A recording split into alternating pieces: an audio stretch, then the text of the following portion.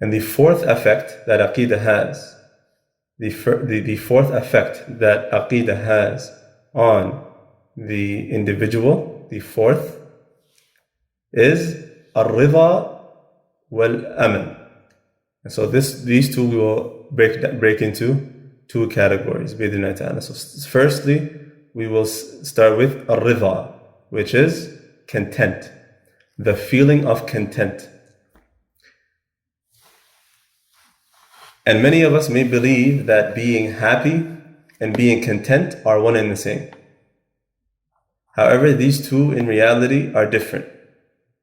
Feeling happy and feeling content. Can anyone tell us, if they may know, can anyone tell us what is the difference between feeling content and feeling happy?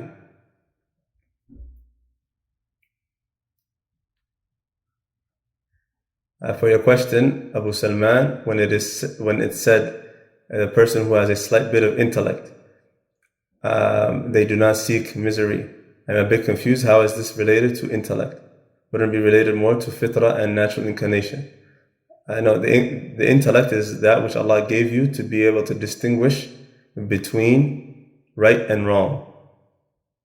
Right? So this is the criterion, that the thing that Allah gave you and blessed you with in order to be able to distinguish between right and wrong and harm and benefit. And so seeking after that which would repel harm, that which would repel misery or stress, that is proof of your intellect, the fact that you would seek after that. But for the one who seeks after misery and sadness and grief and hardship, if someone were to seek after that, then that is proof of their lack of intellect. And so that is why when it is said that if someone even had the slight bit of intellect, or someone had an ounce of intellect, meaning, in other words, that the one who does such and such has no intellect, or it is as if he has no intellect. Whether you are happy with your situation or not, being content has to do with being okay with your situation, no matter what is it. And that is correct. That is correct. So the first answer, which is whether you are happy with your situation or not. So being happy is something happens to you that you are pleased with, and you naturally feel happy. You feel happy in that situation. So happiness is connected to good things happening. When good things happen, the natural reaction that we have is one of joy and happiness and cheerfulness. However, feeling content is not necessarily connected to good things happening. It is also connected to when bad things happen. So if something bad happens or you lose something, then you are still content, meaning you are pleased with, like, quote unquote, the cards you are dealt. Whatever is decreed for you, that is what you are pleased with and content with. And you do not complain about what little you have, or if you were not given something specific that you were looking for. So that was correct.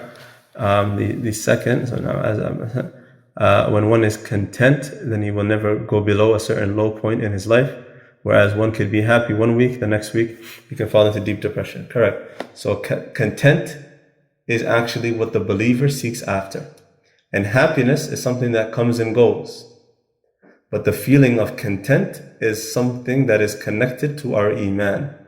The feeling of believing that whatever is given to us or decreed for us, whether good or bad, in reality has a wisdom behind it. And so we are pleased with it and we are content, then that is connected to our iman. Whereas happiness is something that is a natural reaction to good things happening to us. Jazakumullahu khayr.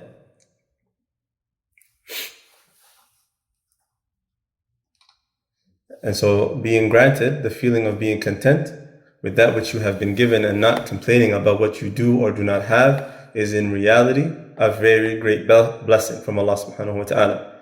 And it is impossible for one who denies the existence of Allah, or one who is doubtful of Him, or one who is unsure about the accounting in the hereafter, to reach this level of feeling content. It is impossible. Rather, the only one who feels a sense of true content and being completely pleased with what they have been given is he whose iman is strong, and likewise his connection with Allah is also strong. And Allah addressed His Messenger sallallahu alayhi wasallam when He said, فاصبر على ما يقولون وسبح بحمد ربك قبل طلوع الشمس وقبل غروبها ومن آناء الليل فسبح وأطراف النهار لعلك ترضى. And here there's an error. It says verse 30, but it is actually verse 130 of Surah Taha, verse 130 in Surah Taha, where Allah subhanahu wa ta'ala says to His Messenger, and addressing our Messenger Muhammad sallallahu alayhi wasallam, He says, so bear patiently what they say and glorify the praises of your Lord before the rising of the sun and before its setting. So that is Fajr and Maghrib, and during some hours of the night, and Isha, and at the ends of the day, an indication of the 5 compulsory congregational prayers, so the 5 prayers, that you may be pleased with the reward which Allah shall give you. This is Surah Taha, verse 130. And He favored him when He said, Allah subhanahu wa ta'ala favored our Prophet Muhammad sallallahu alayhi wa sallam when He said to him, وَلَسَوْفَ يُعْطِيكَ رَبُّكَ فَتَرْضَى. The 5th verse of Surah Ad-Duha, Allah subhanahu wa ta'ala says, and verily your Lord will give you all good, so that you shall be well pleased. وَأَثْنَى اللَّهُ تَعَالَى عَلَى الْمُؤْمِنِينَ. And Allah subhanahu wa ta'ala praised the believers when He said, رَضِيَ اللَّهُ عَنْهُمْ وَرَضُوا عَنْهُ. In Surah Al-Ma'idah, verse 119. رَضِيَ اللَّهُ عَنْهُمْ, that Allah is pleased with them, وَرَضُوا عَنْهُ, and they are pleased with Him. وقال النبي صلى الله عليه وسلم, that the Prophet صلى الله عليه وسلم also said in a hadith collected by Muslim and also At-Tirmidhi, he said, ذاق طعم الإيمان من رضي بالله ربا وبالإسلام دينا وبمحمد صلى الله عليه وسلم رسولا.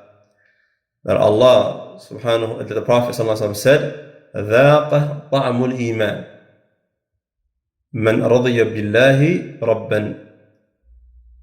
The only one who will taste the sweetness of Iman is he who is pleased with Allah as his Lord. من رضي بالله ربا. And what does it mean to be pleased with Allah as our Lord?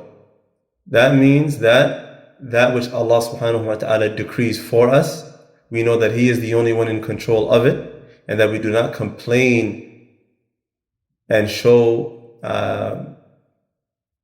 we do not show that we are displeased, and we do not voice that.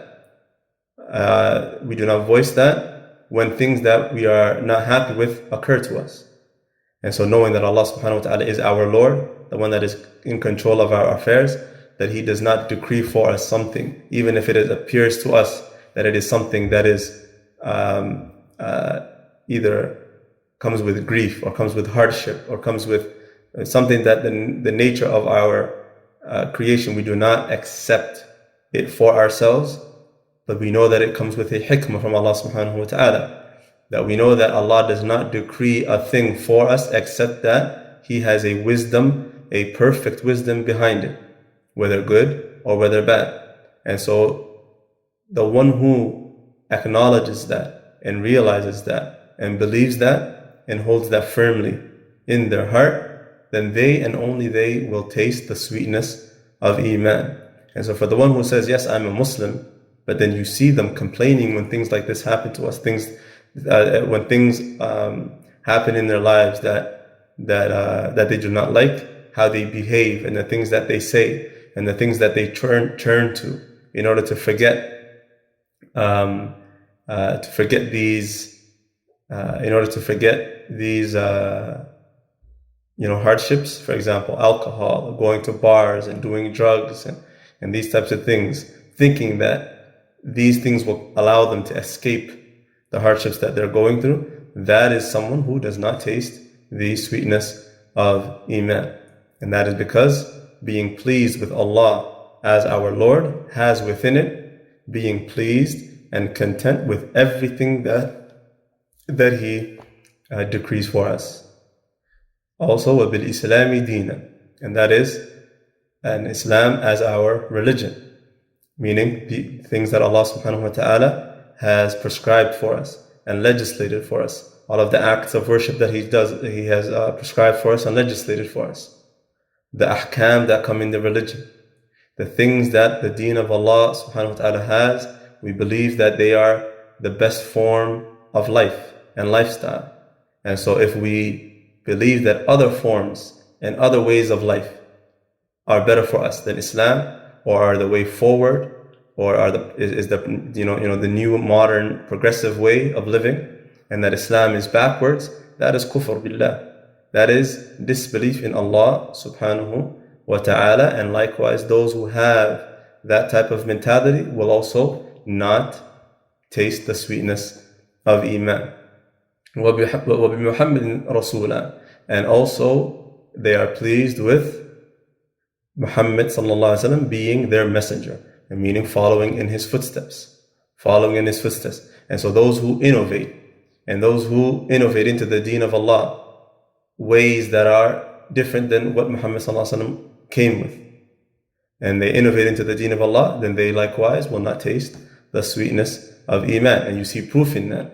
For example, you see Sufis, when they do acts of worship and other things, dhikr, that are innovated, thinking that this is nearness to Allah subhanahu wa ta'ala, in reality, they do not taste the sweetness of Iman, and you see that apparent on them.